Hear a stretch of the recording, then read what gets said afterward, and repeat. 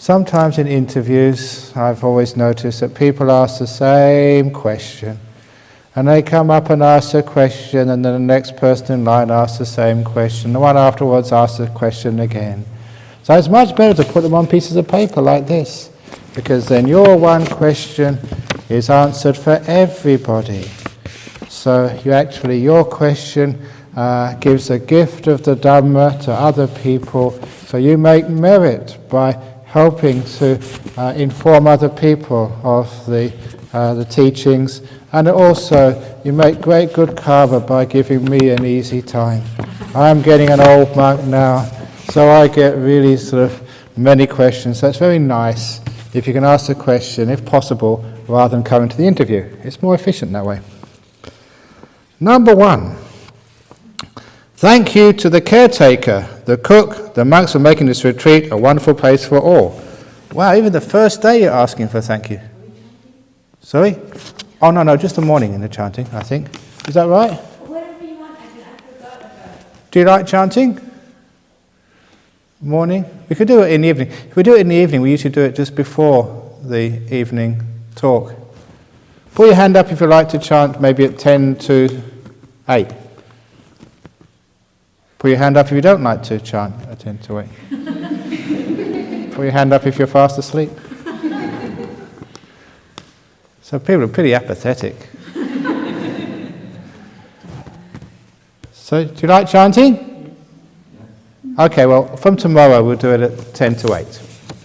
So then, just before the talk. I only saw on the sheet they're only chanting at 6. So it'll also be at 7:50 as well. Okay, thank you to the caretaker, the cook, the monks for making this retreat a wonderful place for all. As a monk, a famous, a popular one. Who is that? I must be talking about the... How do you maintain your balance and stay humble, not egoistic, or get spiritual materialism?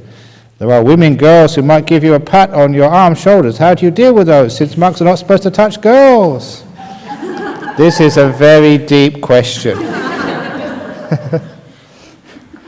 First of all, it's actually quite... I remember once, I think when I gave one of the big talks in Singapore many years ago, and I think you hired the... it's like Suntec City, the convention centre. There's about 5,000 people there. That was especially because it was during SARS time. And I remember walking in there and I think, what the heck am I getting into? All these people coming to listen to me, just one person giving a talk. And then I realized I was walking in, my teacher Ajahn, the only reason why you can be popular is if you've just got no self, if you disappeared. Because otherwise people wouldn't even be coming to listen to me. If I was proud, egotistical, you wouldn't be able to inspire others. So I realized that, in this teaching, there's almost like a safety mechanism. Those people who are proud and egotistical, just people won't go to listen to them after a while. But if you have, let go of your sense of self, then it's easy to go and talk to, 5,000 people, to 60 people, or just one person, and you can have a good time. So that you realize you have to really let go of a lot of things to be a popular monk. So it's a safety mechanism. So it means that who cares, popular, not popular. So you can just let it all go and just have fun. And after all, you're talking with many people or one person. It's all the same. There's only one person in front of you, and that's the one right now. So you don't ask for anything, you don't demand anything, and that way you keep your balance. And it's also important that if you are ever popular, again, be humble, always be open to criticism. So the monks over the road at Serpentine, they just criticize me. I'm just having a nice cup of tea with 2 of the monks. We're talking about all sorts of things, really open. So there is a time for hierarchy when you're the big monk on the stage, talking to all the people. But a lot of the time, you're just talking to a friend. I always remember that, you're my friend. Yeah, I know sometimes teacher, disciple, but sometimes a friend. And sometimes I play around. Sometimes I open the door for you. Say, come on, I open the door of my heart to you. You're not supposed to do that. A big monk, you're supposed to open the door to me. Sometimes I can try and get you a cup of tea and take it to you. That's how I love playing around like that. I love serving you. And that way, the whole idea of hierarchies is gone. There was one really nice monk. There's a few Sri Lankans here. I remember going to see Venerable Piyadasi in Sri Lanka once, I think Wajira Rama in Colombo. And he had written all these books. He was a very famous monk. I really looked up to him. And when I arrived at his temple, one of the first things he said, "Do you want a cup of tea?" I said, "Oh yeah, I've been walking, I'd love a cup of tea." So he said, "Go and sit down." And in the Thai tradition, you'd expect him to tell one of the temple boys, "Go and make me a cup of tea," because those temple boys were like servants. And that's what I expected. And so I was waiting there, and then I came and found out he was serving the tea. That this great monk had come out and decided to make a cup of tea and serve it to me. I was just a very tiny monk at that time, and I thought, wow, that's really impressive. You'd never ever see that in Thailand. But I thought that's really what a Buddhist monk should do. Doesn't matter how famous you are, how big you are, if a visitor comes, you can make them a cup of tea. So that's actually the sort of standard I wanted to aspire towards, just to be a little humble monk. I think you all know that story once. You see me even working now. During the retreat period, we had a big meeting of the monks and nuns in Australia, the Australia Sangha Association. And during that meeting, the teacher's cottage, which you see is under construction next to cottage number 1, I was working on the roof. And some of those monks and nuns who came from Sydney and Melbourne and Brisbane, they said, "Well, we heard that you actually work. We never believed it." But now they actually saw me up there on the roof, working. And you can see pictures of that. So even now, I make sure I do that, I get myself dirty.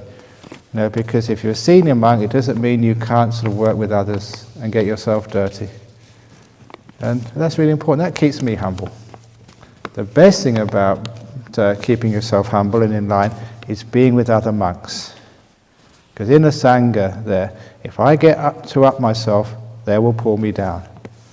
So that's very nice to know that they will actually look after me. Ajahn Brahm, you should go and do some work. Go and clean the toilets. Oh, okay. That's nice. And there are women, girls who might give you a pat on your arm and shoulders. How do you deal with those, since monks are not supposed to touch girls? Well, I don't touch the girls touch me. Not my fault. There's one of our neighbours, you should give her a call to see if she can come up for the Katina ceremony. She often comes up for the ceremony. Coralie, she's our neighbour, and she's a farmer. And there was once that her father, we were very friendly to her father, who was the neighbour when we first came here. And we got so friendly that you just go and have a cup of tea with him, and especially when he lost his wife, he was very lonely, so I gave him a bit of counselling. And he was so respectful of me that during, when he actually died himself, of course I was invited to the funeral service. And because, he really respected the monks up here a lot. And after the funeral service, the daughter, Coralie, was there, receiving people's best wishes. So I went up to her and said, all the best for you, anything you need, please let us know. And then she went to give me a hug, because that's what they do in Australia, they give you hugs. And I said, "You're not allowed to do that, I'm a monk." And she said, "Yes, I am." Now this was a farmer's girl. She was used to wrestling sheep to the ground. I had no chance. So she gave me a big hug.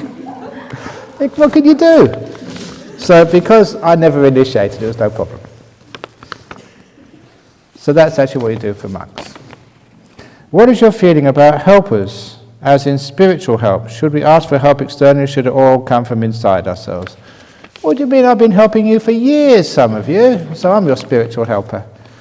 So I think you mean things like ghosts and spirits. And I actually, last Friday, I told a new ghost story. Do you want to hear a new ghost story? Can we turn down the lights, please? No, okay, don't need to turn off lights off. It's really weird, it's really strange. That there was this, did I tell this last night? The Sri Lankan lady I told it in Perth. There's a Sri Lankan lady gave me a call from Colombo, that she had I think it was her brother, had a very, very bad cancer, and they decided to send her to Singapore, to get some very, top-class treatment. But unfortunately, there's nothing really he could do. And so she gave him some of my tapes and books. He'd heard of me before, and he really liked them. And he asked his sister, it'd be really wonderful if you could talk to me. But it was our retreat time, so we were very unavailable.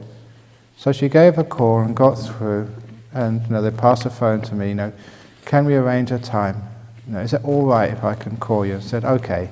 Special because your brother's dying. Yeah, he can give me a call.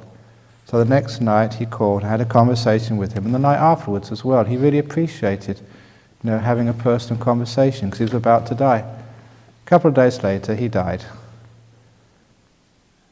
The morning after he died, or the next day after he died, the sister called me up. Said, I needed to tell you this. He died last night. But this morning, the morning after he died, he sent her an email saying thank you. That's all. When the email was sent, he was dead. It was an email from beyond the grave. Now I know what Gmail means. Ghost mail. And that's a true story. I asked him, he said, no reason to lie to you, that was true. He sent the email the morning after he died. And anyway, he was paralyzed, he couldn't do anything. Except from the ghost realm. Very interesting, isn't it? I never knew they had Wi-Fi down there. Anyway, so when you're like spiritual helpers, the best way is actually to help yourself, be an island to yourself. In other words, be your own resource. You have enough resources. It's like the Buddha said, the Buddhas can show the way, they can point the way, but you have to do the work. So even spiritual helpers, other helpers, that's all they can do is point the way. And it's much better to have a helper you can see and talk to, rather than a helper who is, maybe a spirit or something. So the people you can see are the best helpers. Dear Ajahn, Buddha's teaching is about now and being present. No future, no past. If only now and no thinking of future, where and how is our next meal or livelihood to overcome? I can't reconcile. I guarantee you, if you just stay in the present moment and don't think about the future or the past, your next meal will come. Have faith in Dania, Michelle, and myself. I will look after you, I promise. You will get a next meal. So the thing is, I think what you're really saying, if you're always in the present moment, 100%, 24 hours a day, of course, you won't be able to do anything. I have to plan to go to the toilet. I have to think, I've got to go to the toilet now. Where is it? It's over there. If I'd always in the present moment, just now, I'd actually do my business sitting right here. And I'd be pretty crazy and very stupid. So the point is, when you're meditating, please be in the present moment, please be now.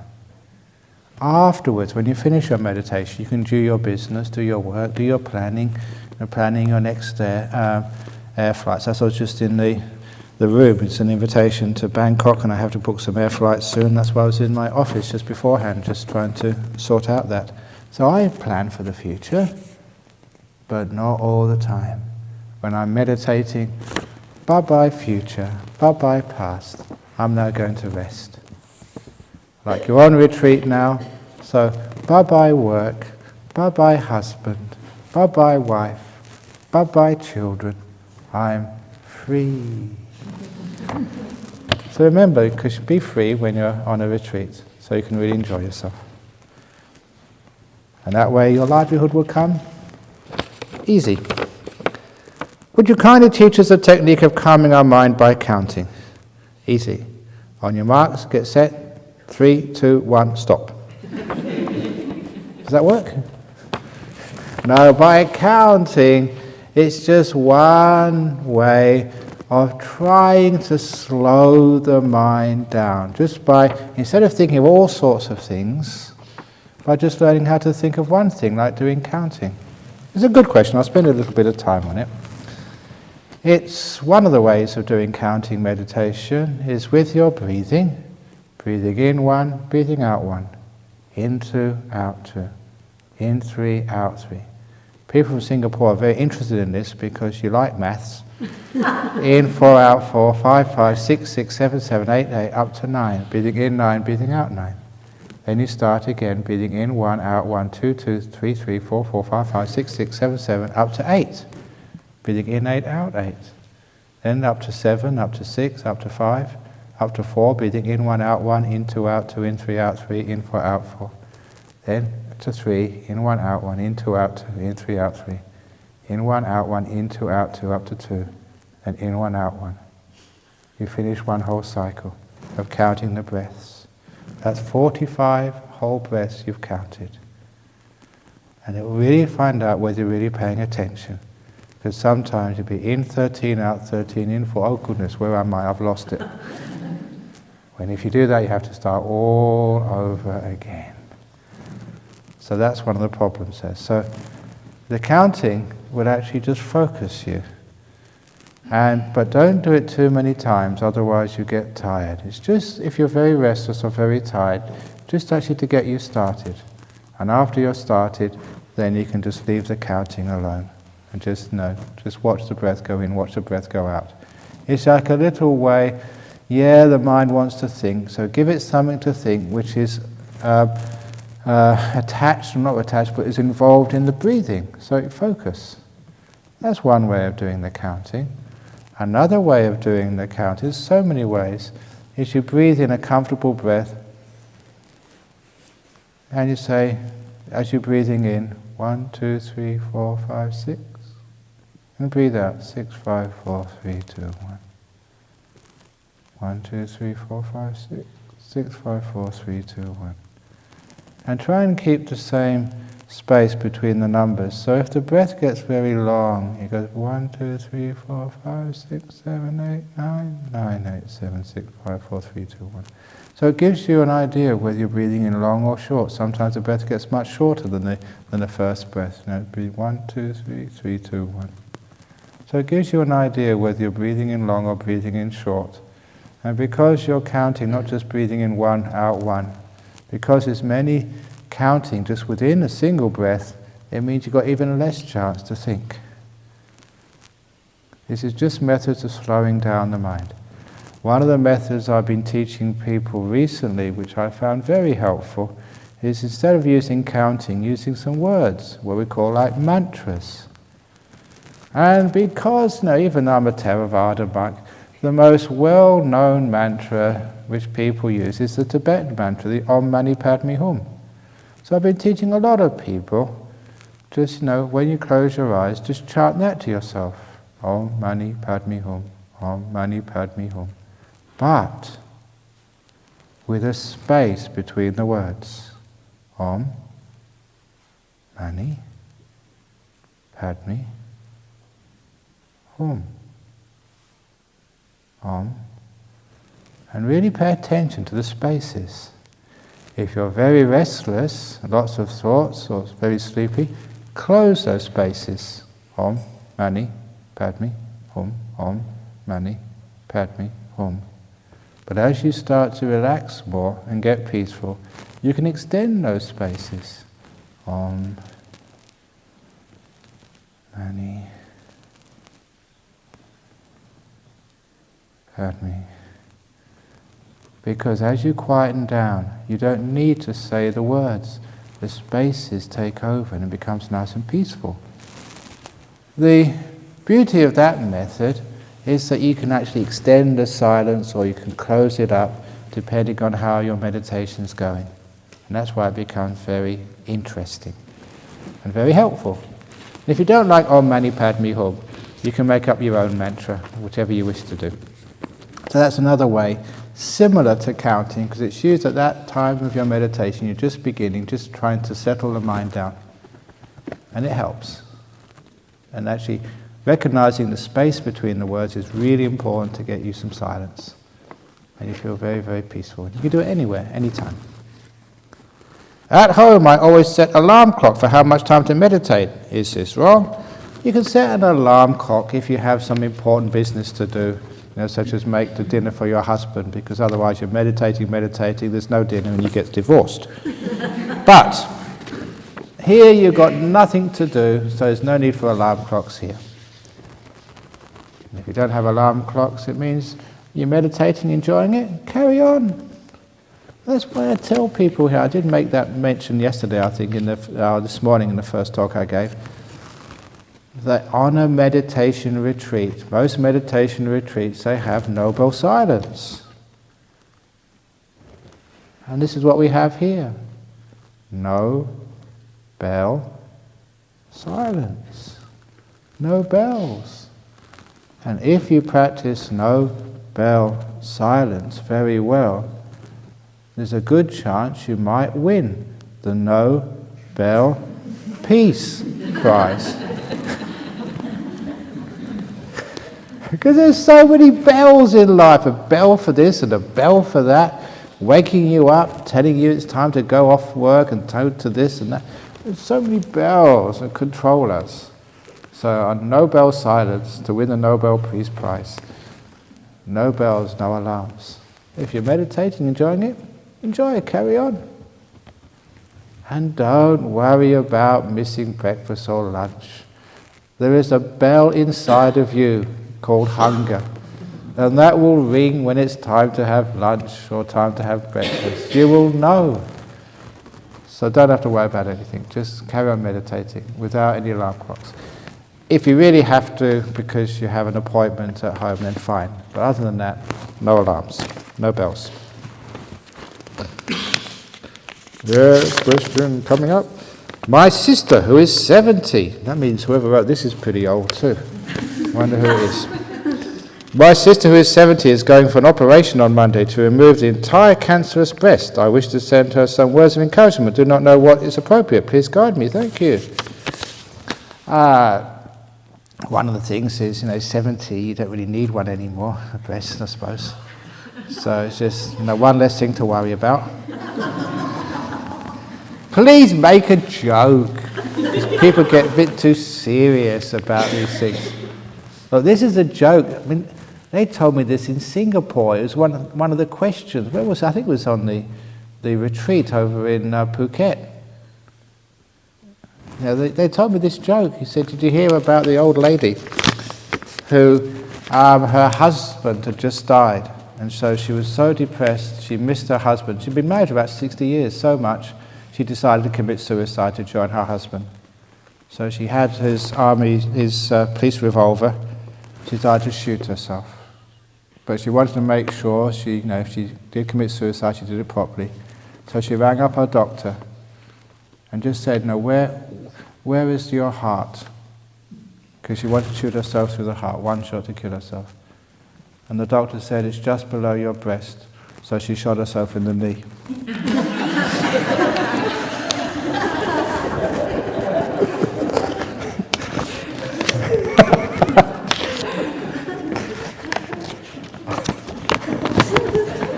Don't blame me. You gave me that joke about 6 months ago from the Phuket retreat.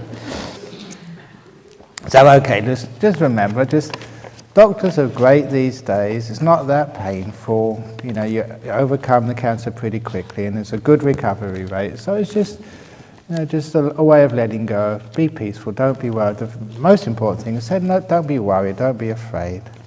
It's a nice and easy operation, and it's just one thing you don't need anymore. And afterwards you'll be fine. And you can say that you can send her lots and lots of loving kindness, and that really helps. It feels like I'm trying to forcefully stop the controller. Do you have any advice how to do it in a more subtle way? Thank you, Ajahn. In other words, you're trying to control the controller. My goodness, you just... just shut up and just sit there and enjoy the place, for goodness sake. So don't forcefully try and stop the controller. The advice I gave this morning of the anger-eating demon. So controller, thank you for coming to visit me. You're so kind. But one of the key stories, some of you have heard this before, was when I was about 5 years as a monk in the north of Thailand. I found this monastery. It's an absolutely perfect monastery. quiet, really nice food, people left you alone, nothing to do except meditate all day. Had a nice cave too, really nice cave. I enjoyed that cave a lot. Way up in the mountains of North Thailand. And even better, remember, like, I was an English monk, and right next door was a tea plantation. So it was actually perfect. I had tea given to me every day just for free because I had so much tea. They're really fresh, nice tea, beautiful climate, good food. I was in this monastery by myself, a nice cave, and it was just absolutely perfect. And I thought, wow, this is the place for me.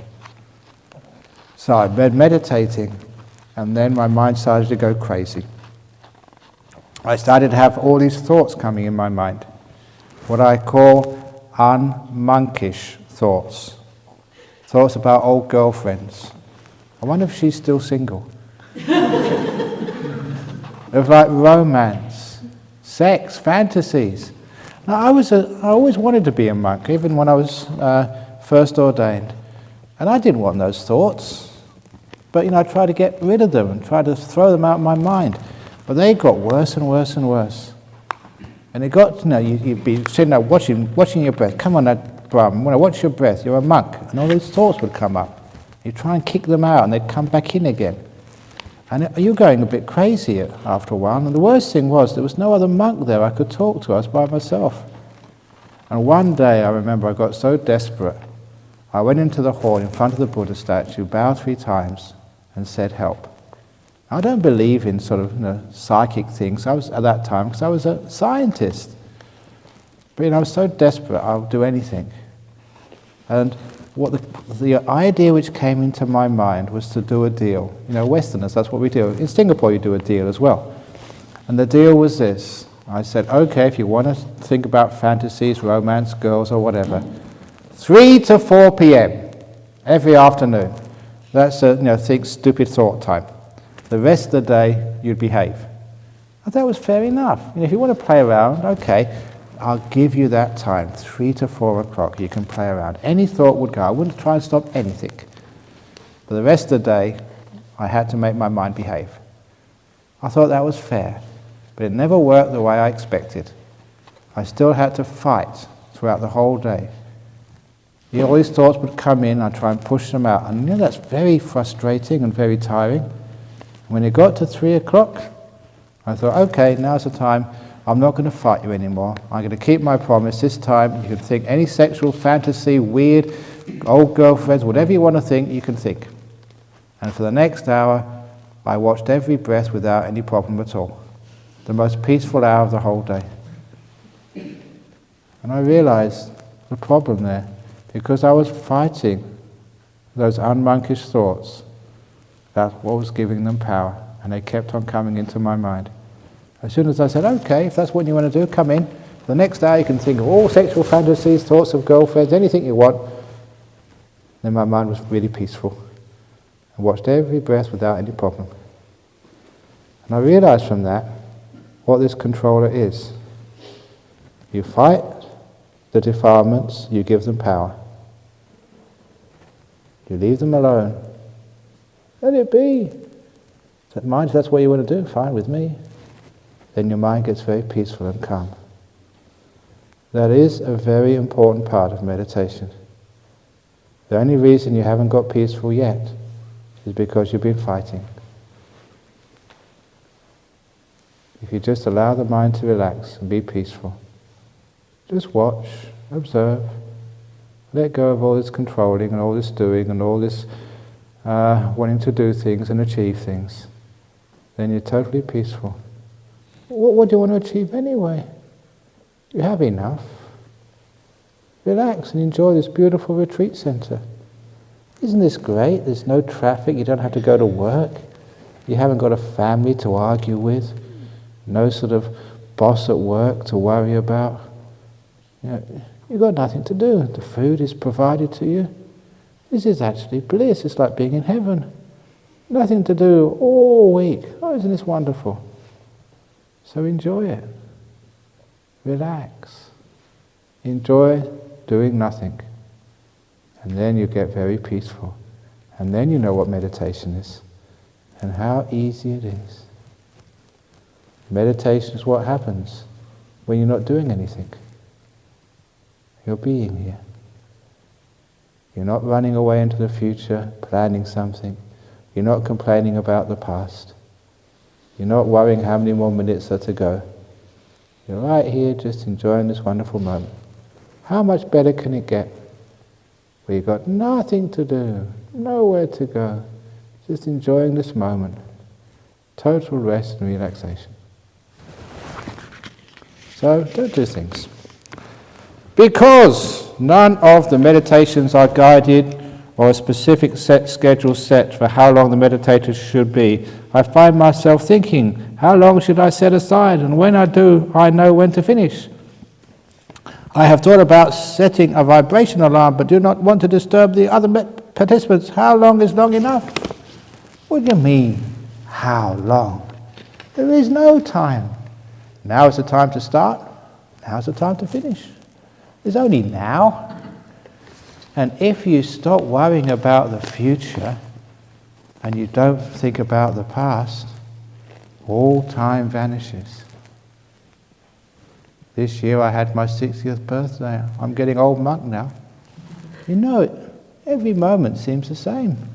Isn't that the same with you? This moment you're experiencing now, doesn't it feel the same as those moments when you were very young? All this time business, it is a bit of an illusion. And if you stop the perception of the future, if you let go of the perception of the past, there's no way to measure time anymore. Time is a distance between the past and the future, or the past and the present, or the present to the future. It's the distances which create time. Half an hour, a year, 20 years. They're distances. When you remain in the present moment, there's no way to measure anymore. You're in the timeless present. And there, you don't have to worry about how long or how short. Those words don't even make any sense anymore. You're just here enjoying the moment. That's all the time you ever have. So when you get into present moment awareness, this question does have no meaning anymore. That's why we don't set schedules. Schedules are so artificial. We're just here. Please come home into the present moment right here and feel the beautiful freedom of just being here. The future looks after itself. The past, who knows, it's gone, finished, done with. You feel so free. Schedules create time, and time creates craving and a lot of suffering. So just in this moment, just being here, enjoying every moment as it comes, and changing the perception to being here. I will let you know when it's time to leave this retreat and get your aircraft to go back to wherever you're going. So you can actually just totally bliss out, chill out, and have no worries about time. Then you don't really worry about schedules. Face every moment, and the schedules look after themselves. Could I ask if the meditation hall is open 24 hours, or does it have opening and closing times? There is no 24 hours. There's only right now. And right now, this hall is open. And every now, during this retreat, it will be open. You sure you can come anytime you like. That's why I love this retreat place, because you try and let go of all the schedules. Whenever you want to come and meditate, you can meditate. So, 1 o'clock in the morning, 2 o'clock in the morning, 3 o'clock in the morning, 4 o'clock in the morning. Any time you can meditate. Any time you can sleep and go and have a rest. Isn't that beautiful? So if you feel tired, have a rest. You want to meditate? Meditate. Easy. So you're totally free. Yet it is open. Dear Ajahn Brahms, we are expected to keep noble silence. However, I can only see depression around me when nobody talks. We have spent time by ourselves off meal times. During meal times, I only see everyone quiet. It makes me think if I am abnormal. What is happening? Thank you. Now, you can please smile at each other. So don't go around thinking if you're not talking, you're depressed. Remember noble silence doesn't mean you can't smile. And you can say so much with your face. And if you smile at a person, you don't get into so much trouble as if you start talking. How many problems have you created when you've opened your mouth? So there's an old saying, if you can't improve upon the silence, then shut up. If you can improve upon the silence, then speak. Noble silence, this is not like a concentration camp, where if you speak, I take you off into the secret chamber and beat you up. So if somebody speaks, fine, you're allowed to make mistakes. Remember what I said this morning? But you don't have to speak back. Someone speaks, oh yeah. And it's very easy to sort of just allow someone to speak if they need to. Even if they say, how are you today? You say, okay. That's okay. It's just one word. Just don't go into a conversation when they say, how are you today? Well, actually, I'm not feeling that good today, but I'm feeling much better than I was last week. And don't get into conversations. That's what we really want to stop. Because that just distracts you. And you can still have a lot of friendship. You know what happens on retreats like this? When you are silent, there's another way of communication happens. You feel this tremendous sense of camaraderie. And at the end of the retreat, you find out this person who's sitting next to you. Who are you? He'll be sitting next to you, and he'll be sitting very nice. And it's really such a pleasure to be in the cottage with you. And you make great friends. It's amazing. You don't have to talk to make great friends. Just being here together and sharing the occasion of meditating and lots of loving kindness together. You find that's a beautiful way to have a relationship. I always notice that sometimes people who've been married together for a long time, they don't need to speak so much. They just know each other so well. And they love each other very deeply. They don't need to speak because they're in harmony together. In the same way, when we live in harmony together, we don't need to say so much. Great rivers flow silently. It's the small streams which make all the noise. So be a great river. Flow silently. I must be a very small stream because I talk too much. How many brothers and sisters do you have, Ajahn? That's a very deep question. But look, when people do ask you questions like that, what can you do? There was a time when I went to another monastery in the north of Thailand, and it too had caves. I love caves. And I was having a great time there until there was one of these festival days. And at that festival day, all the villagers came to the temple. And I thought they came there to listen to a nice Dhamma talk or do some meditation, but no. They all kept coming up to me and saying, how many brothers and sisters do you have, Ajahn? That's what they used to ask me. And where do you come from? And how old are you? What did your mother and father do? Now, you don't mind answering questions like that, but when there's about 1,000 people and they ask you one after the other, you get really sick of it. So there was a pause. Oh, actually, I think I asked to go to the toilet. I did go to the toilet, but I went into my hut. I took a bottle of water, a sitting cloth, and a flashlight. And there was a very deep cave, really, really deep. And I snuck in there when no one was watching. And it went up and down, round and round. I went to the very end of that cave. And I thought, that's where I'm going to escape. And I sat down there. At last, I don't have to face any of these stupid questions anymore. And you know what it's like in life? After 5 minutes of meditating, I heard a sound. It was my worst nightmare. The people had come to search the caves. Not for me, but they got so bored with all the sermons, they just wanted to explore a cave. And they happened to choose my one. And as they were coming closer, you could see just in the bend at the end of the passage where I was sitting, there was a light getting lighter and lighter because that was their lantern they were using. And then one of the people turned the corner. They saw me sitting there still, and they went back again. And I heard them speaking together with the other people. And the man was saying, "There's a ghost at the end of the cave." And I thought, how lucky I am, because the Thai people were so afraid of ghosts, they'd all run away and leave me alone. So I thought, this was very, very good, it was very promising. But then the other said, no, it's not a ghost. I said, there's a real ghost there, I saw it. And so 2 Thai people turned their head around the corner and looked. And they took their heads away straight away. Obviously they were a bit scared. I said, no, it's not a ghost, it's a Western monk. No, it's a ghost, no, it's a Western monk. I felt like shouting out, it's a ghost! But I couldn't lie. So about 3 of them came round the corner and they could see it was a Western monk.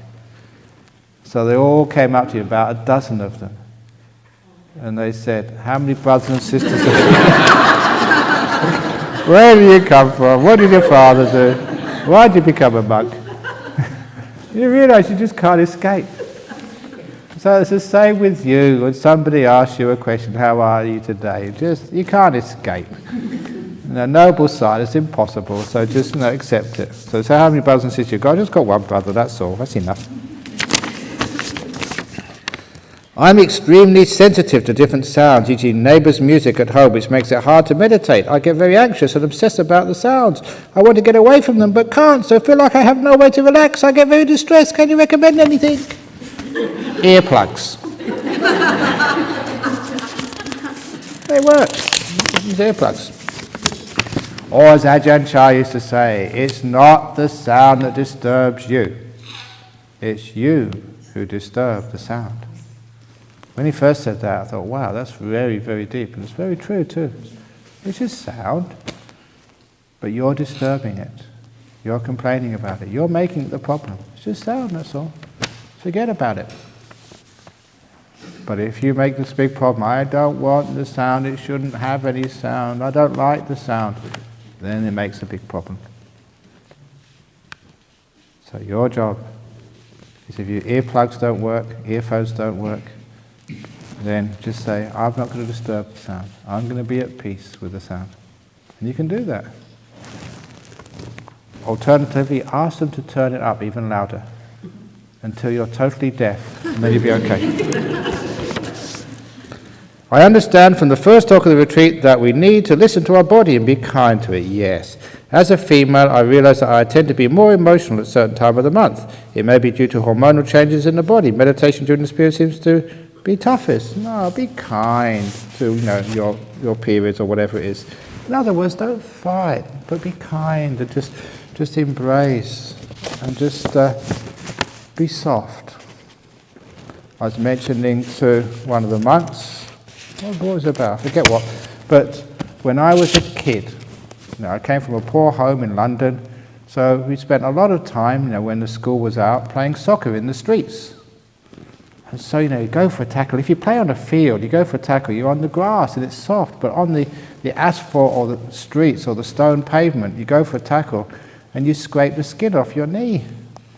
And many, many times I remember just having these grazes on my knee, and every time it grazed, I went up to my mum. I was about 6 or 7, 8 years of age, and she would kiss it better.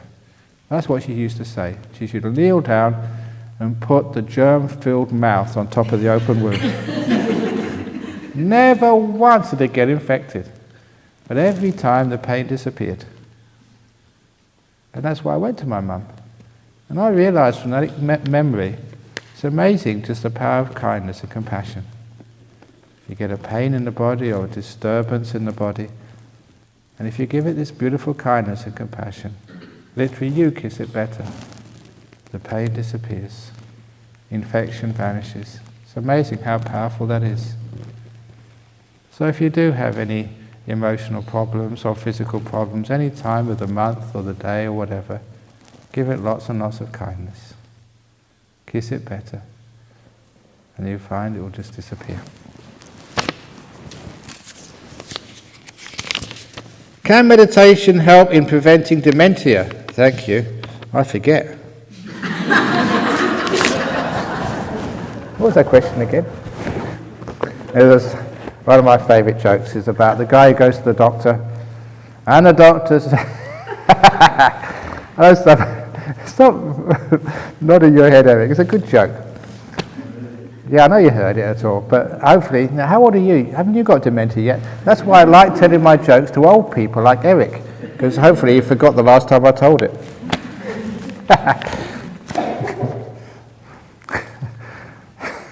So anyway, they asked, the doctor says, I'm terribly sorry, you've got two very, very bad diseases. He said, you've got cancer and it's terminal. Oh my goodness, said the patient. What's my second disease? You've got dementia. Oh, at least I haven't got cancer. It's a good joke anyway, come on. Okay, Eric, just for you, I've got a new joke for you about the blonde who stole a policeman's heart. So the policeman booked her on cardiac arrest. She stole a policeman's heart, got cardiac arrest. Okay, come on. Your fault you asked for that, it's your karma. In Metta Sutta, one should not do the slightest thing that the wise would later reprove. I find it very hard. Example, while driving, if there's a car who just to squeeze in front of mine as my lane is faster, I would not let him. Or sometimes in parking, I'll take a few minutes off on the parking coupon. If you're very, very wise, I hope I'm a wise person, I would approve out of kindness to you. Oh, never mind. You're not perfect. So I approve of your imperfections. So now you say, oh, the wise would later reprove. I said, Ajahn Brahm wouldn't, so it must be okay. No, okay. Look, try and make yourself better, if at all possible. But when you do make mistakes, or you do, take a couple of minutes off the parking coupon, I'd give yourself a break. I mean, you're not sort of a serial killer. You're not one of these terrorists who goes and blows up people. So you're not that bad. Okay, you're not perfect, but you're good enough.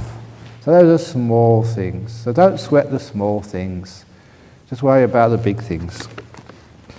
My mind seems to be very bored when I meditate. It will make up stories and even play songs, etc. How should I proceed? Okay, just make up the story of the Buddha and play the song, play the chanting song in your head. But why are you bored when you meditate? Well, number one is because you expect something. So instead of expecting something, inspect. Inspect is the opposite of expect. Expect is, because you look outside into the future. That's why you get bored. But inspect. It becomes very interesting, this thing we call life. Me, my mind. What's happening now?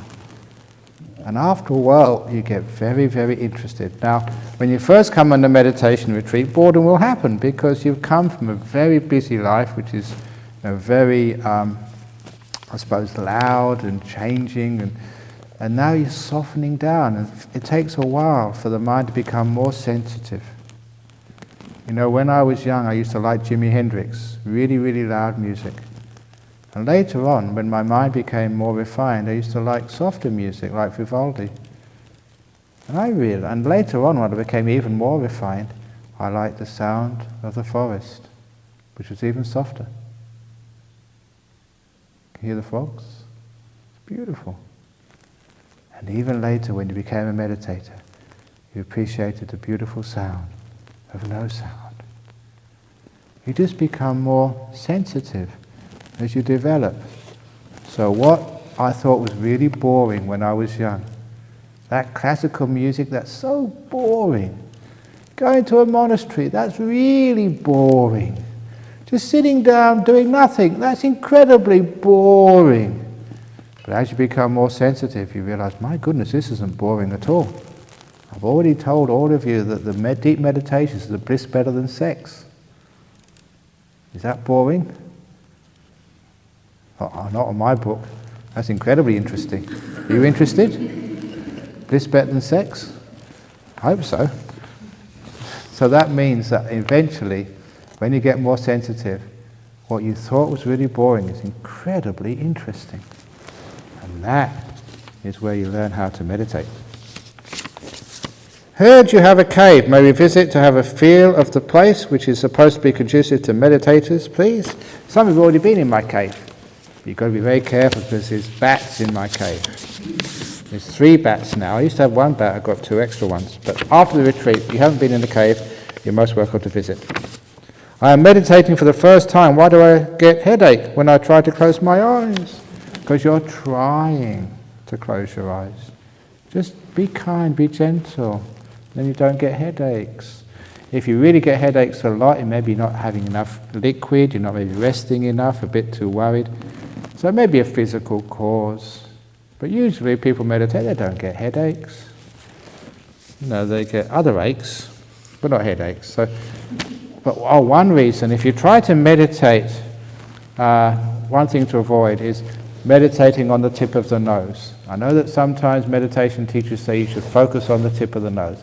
Do not do that. Because people get headaches if they meditate on the tip of the nose. And the reason is this: I had to take my glasses off so you can see my eyes. Usually people meditate with their eyes closed, but if you meditate on the tip of the nose with your eyes closed, this is actually what happens. I'm keeping my eyes open so you can see. So I'm now going to focus on the tip of my nose. Your eyes go cross-eyed. And if I keep doing this for about 5 minutes, I'll get one hell of a headache. After half an hour, I'll have migraine. Because this is what you're doing. With your eyes closed, you don't realize you're screwing up your eyes and going cross-eyed. It's a stupid thing to do. Don't do that. That's why you get headaches when you meditate. So just watch the breath. It doesn't matter where the breath is located. Just watch the breath, but don't watch the tip of the nose, because your eyes focus in there and it strains the eyes, you get headaches. If that doesn't work, take Panadol. Do you know why there's no aspirin in the jungle?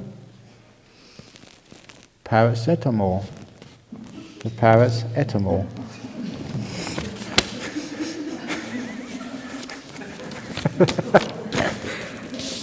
If you don't understand that, ask a few of the people who are groaning, because they did understand it.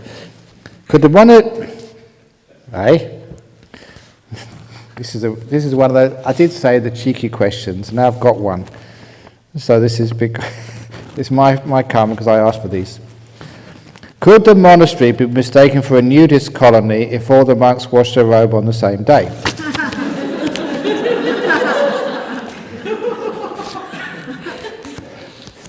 I won't answer that question, but another little story which Eric will like.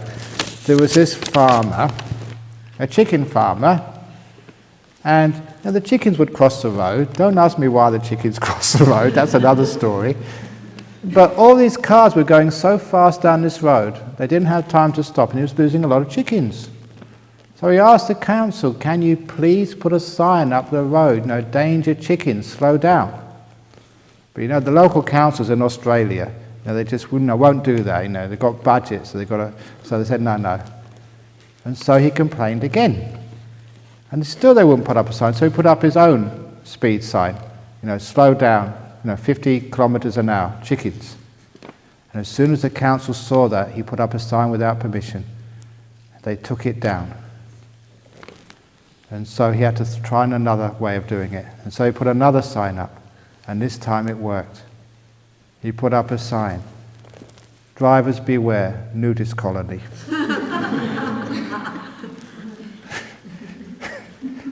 And they all slowed down. To have a look. Ajahn Brahm said that meditation is better than sex. Yeah, I did say that a few minutes ago. Wow, whoever has this has got psychic powers. They predicted what I was going to say. Because they wrote this before this evening's question and answer. Can you advise us why and how? Which do you want first, the why or the how? Aren't we going against nature by not having sex? Aren't we going against nature by not having wars and greed and anger? Because anger is part of our nature, but it's part of our lower nature. So our lower nature, let's get over that. And it is true, because sometimes when you get so peaceful and still, it's just so lovely, and a strange thing happens. Stillness is not boring. This is a fascinating thing to know, but it's true that the more still you are, the more energy your mind has. You waste so much mental energy through thinking and through struggling and striving. Imagine that you weren't doing anything at all. No struggle, no striving, no thinking. All that energy will be freed. And it just brightens up the mind. Just like you brighten up the lights in this room. And it gets lighter and lighter and lighter. Your mindfulness increases, and with it your joy. And you literally get happier and happier and happier. And that's where the great bliss states come from. More happiness than sometimes you think you can take. The bliss better than sex. Through deep meditation. That's one of the reasons why I became a monk. So, I'm very honest with everybody. The first time I got a deep meditation, the bliss better than sex, I had a girlfriend. I was sleeping with her. It was in the late 60s, well, 70s. And I just left her in Gloucester to go on a meditation retreat. And just, a few days later, got a very deep meditation. So I thought, my goodness, this is better than being with my girlfriend. And it's also less problem, because, girlfriends are expensive. And less troublesome. They are. So meditation was really good. So I thought, this is really good. No expense, no sort of, having to sort of please her or take her out to expensive restaurants. Just sit in a nice cushion and having an even nicer time. It's a good idea, husbands, very demanding, and wives, it's just very expensive to keep. And they sometimes argue, and you just sit there and meditate, have a much better time. Interesting, isn't it? So anyway, yes there is, and how, just stick around me, and you'll soon find out. Okay, let's have to... Here we go, next question. Please explain the best technique for allowing thoughts to pass through your mind, but not feeding any energy to these thoughts, so they just pass through the mind, so you do not dwell on them. Say to all those thoughts, none of my business. Sometimes people do that to me. They come and ask me, can you help me, Ajahn Brahm? I say, no, none of my business. Can you please answer this letter? No, not addressed to me, none of my business. So say that, none of my business, to the thoughts. Thoughts come in, none of my business. None of my business, none of my business, none of my business. Because they're not your business, are they? A lot of times you think about this retreat centre and how it can be improved. It's none of your business. You think about the kitchen and how they should do the food. It's none of your business. Think about all the other meditators making a noise in the room. It's none of your business. Isn't it wonderful to have no business? So whenever a thought comes in my mind, none of my business. Oh, it's free then. But that's one of the best ways when the thought comes in, none of my business. And then it literally is just like a cloud floating in the sky. None of my business. It's a cloud being a cloud, a dog being a dog, a frog being a frog. None of my business. It's the frog's business to croak or not to croak. If I go down there and say, look, we're meditating, can you shut up for an hour? You can't do that. It's a frog being a frog. You tell the neighbour who's snoring too much, can you please stop snoring? And she'll make even a louder noise by arguing with you. So shut up, it's none of your business. Do you think that as well as making our lives better following the path, that any residue spills out into the world, not only by our way of life, but as an energy flowing to all? Of course it does. The energies is really, really powerful. There was just recently one of the Anagarikas, the men in white staying at Jhana monastery. He decided, he's doing some meditation, and he heard me talking about the power of the kindness. So just one morning, he was having a nice meditation, he decided to experiment, and he told me about it. The person in the next room to him, he just blasted him with loving kindness, and really giving lots and lots of metta. And that evening he received a note from his neighbour. First time he received a note saying, it's so wonderful living next to you. Thank you so much for being my neighbour. I said, wow, it works. I said, of course it does. I told you so. I like saying, I told you so. It does work. So if you really have lots of kindness, lots of peace, you do spread it to the world. And also, again, because you are who you are, all the people you meet hundreds of people, I meet thousands of people.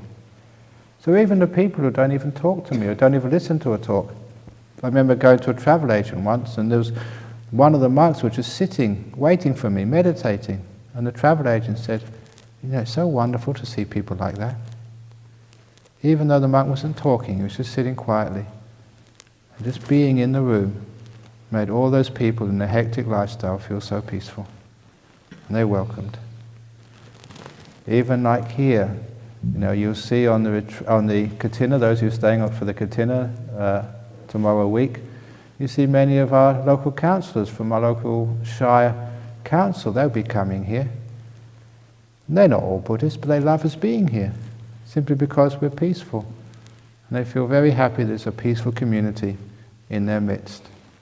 So we get a lot of respect, even from people who aren't Buddhists, simply because being peaceful, you're giving good energy to everybody.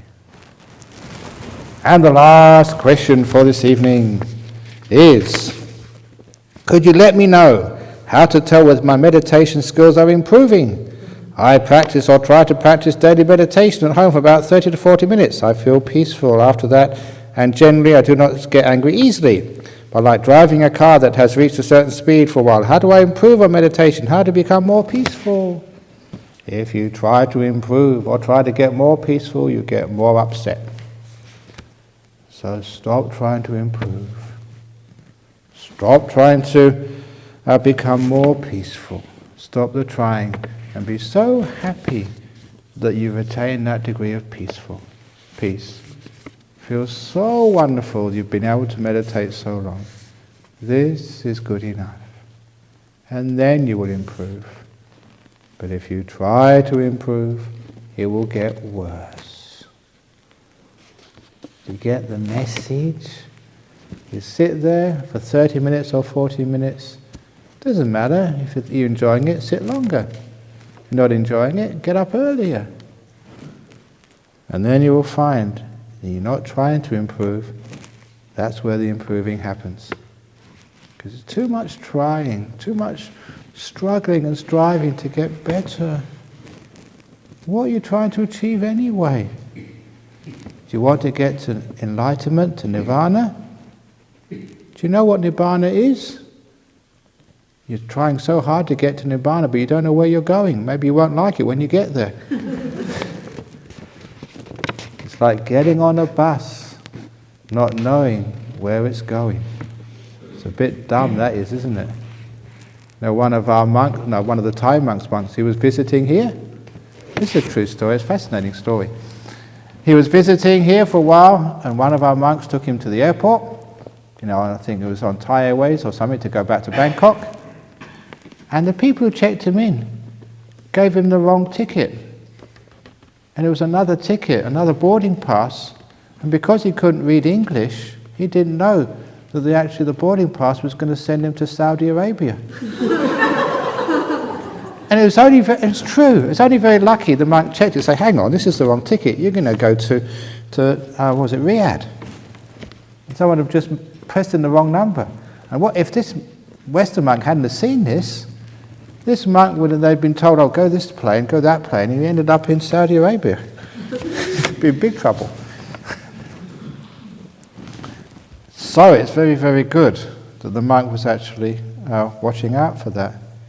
So sometimes that we're going on a plane, we don't know its destination.